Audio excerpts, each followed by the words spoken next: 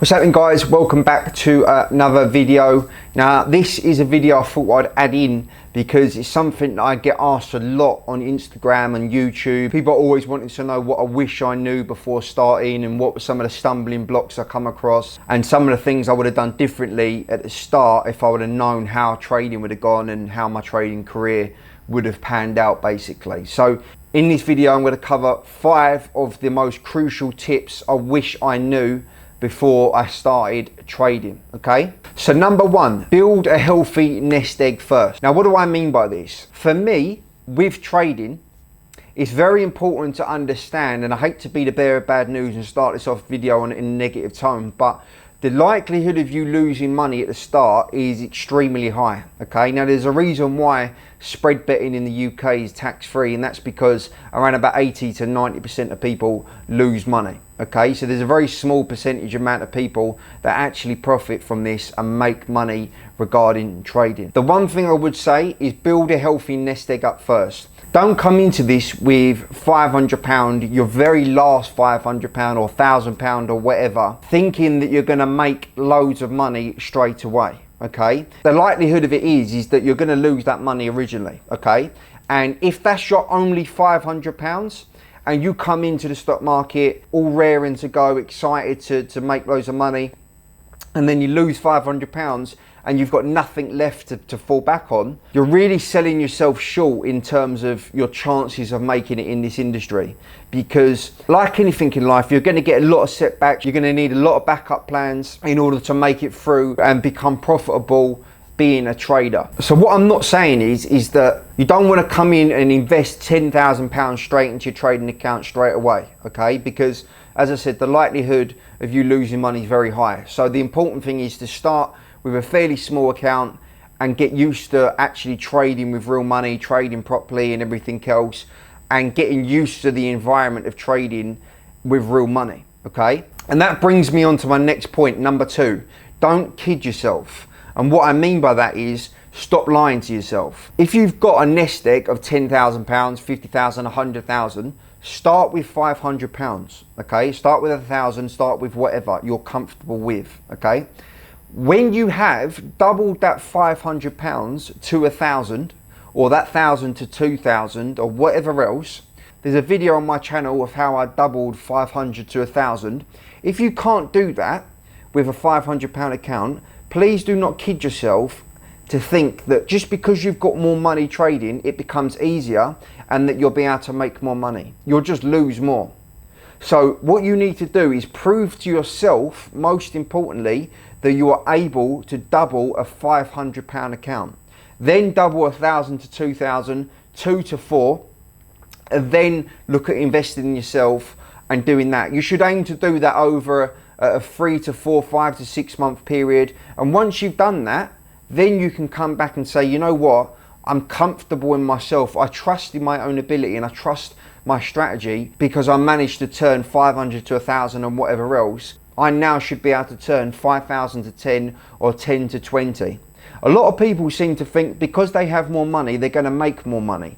That isn't the case. If you can't even make money with £500, you're definitely not going to be able to do it with 10 or 20. So please do not kid yourself. Start small and then build up to it. And once you're comfortable and you're able to make the money that you think you're able to make, then you go in and then you go balls to the wall, so to speak. Number 3, focus on your own race. This is one thing that I have noticed a lot on, and it comes under the term FOMO, okay? This is one thing I've noticed and I've actually changed within my community now, so no one can actually post the amount of money that they're making, just the points or percentages that they're making. Because I done it, you know, I made a lot of mistakes at the start when I was trying to keep up with people within the community and when I was in other communities as well, and I didn't have the same account size as them. I'd post in a profit of £100, £200, and then someone would post in a profit of £1,000. You get FOMO then, fear of missing out, and start to think, oh,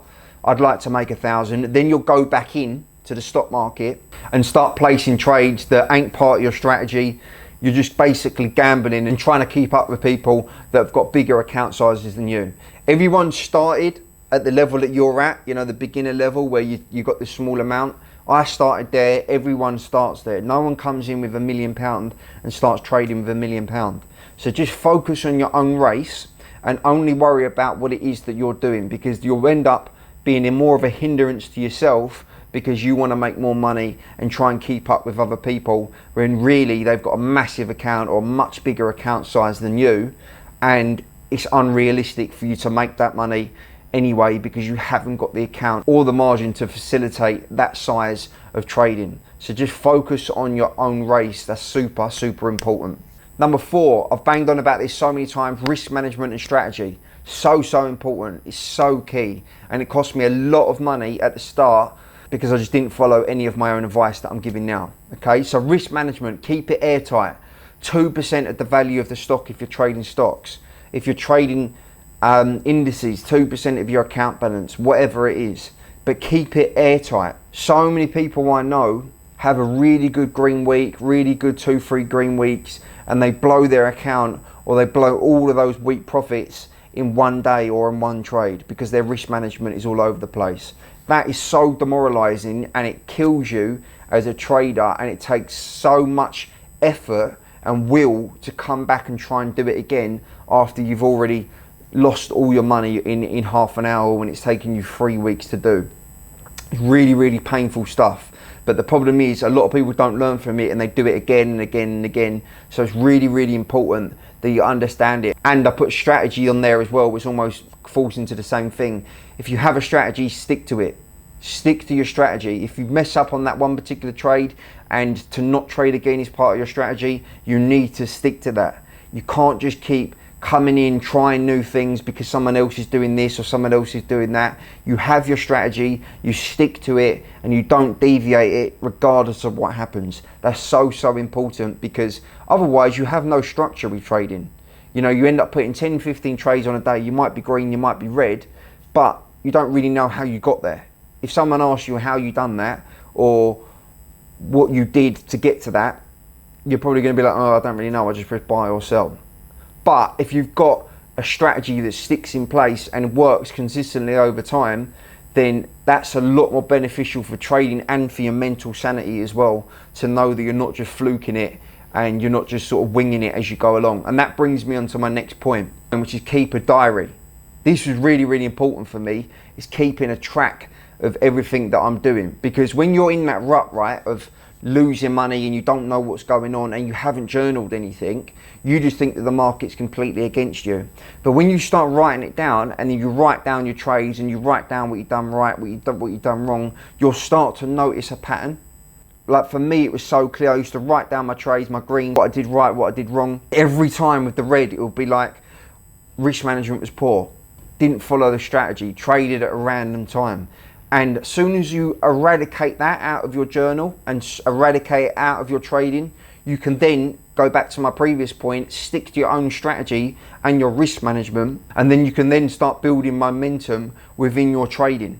Because if you don't know what you're doing right and what you're doing wrong, it can be very, very frustrating trading. So it's really important for you to have a journal, write down exactly what it is you're doing, what you're doing right, what you're doing wrong. I've got students that have sent me their journals before, and they're in massive Excel documents and they're so in detail, it's crazy. But mine is pretty simple.